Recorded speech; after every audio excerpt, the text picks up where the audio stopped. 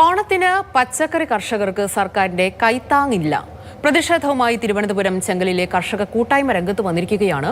കഴിഞ്ഞ വർഷത്തെ ഓണം കൃഷിയുടെ സബ്സിഡി വിഹിതവും ഇതുവരെ നൽകിയില്ല എന്നാണ് കർഷകർ ഉന്നയിക്കുന്ന ആക്ഷേപം.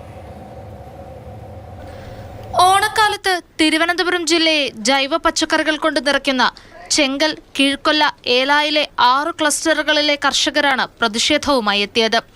ഓണത്തിന് ദിവസങ്ങൾ മാത്രം അവശേഷിക്കുമ്പോൾ നാളിതുവരെ ഓണത്തിന് സാധാരണ നൽകാറുള്ള ഒരു സഹായവും സർക്കാരിന്റെ ഭാഗത്തു നിന്ന് ഇവരെ തേടിയെത്തിയിട്ടില്ല. ഓരോ ഓണക്കാലം വരുമ്പം ലോഡ് കണക്ക് മലക്കറിയാണ് ഞങ്ങൾ ഇവിടെ നിന്ന് കയറ്റി വിടുന്നത്.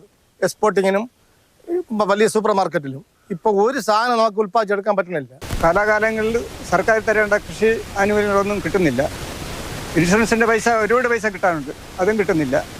പച്ചക്കറി ഈ പ്രാവശ്യം ഒരു മരം പച്ചക്കറി സ്കീമേ ഈ സർക്കാർ നടത്തിയിട്ടില്ല. ഈ ഓണം പച്ചക്കറി കൃഷിയിലെ ഒരു പ്രോഗ്രാമും കൃഷിഭവൻ മുഖേന നമുക്ക് കിട്ടിയിട്ടില്ല.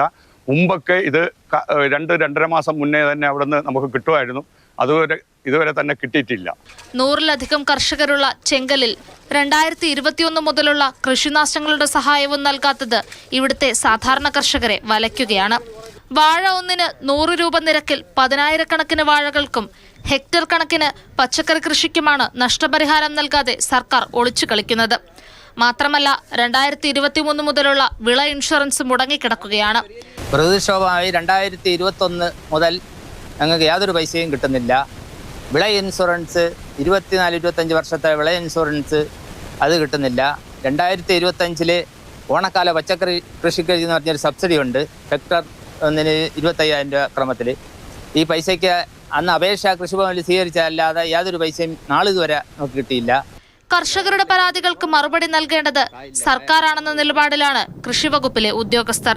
കൃഷിവകുപ്പിൽ നിന്ന് നഷ്ടപരിഹാരത്തിനുൾപ്പെടെയുള്ള നടപടികൾ പൂർത്തീകരിച്ച് വകുപ്പിന് കൈമാറിയതായും ഉദ്യോഗസ്ഥർ അറിയിച്ചു. ഓണത്തിനു വേണ്ടിയുള്ള മുന്നൊരുക്കങ്ങളുടെ നിർദ്ദേശങ്ങൾ ലഭിച്ചിട്ടില്ലെന്നാണ് ഉദ്യോഗസ്ഥർക്ക് പറയാനുള്ളത്. തങ്ങളുടെ പ്രതിസന്ധിക്ക് ഒരു പരിഹാരവും കാത്തിരിക്കുകയാണ് 100-ലധികം കർഷകർ. മാതൃഭൂമി ന്യൂസ്, തിരുവനന്തപുരം.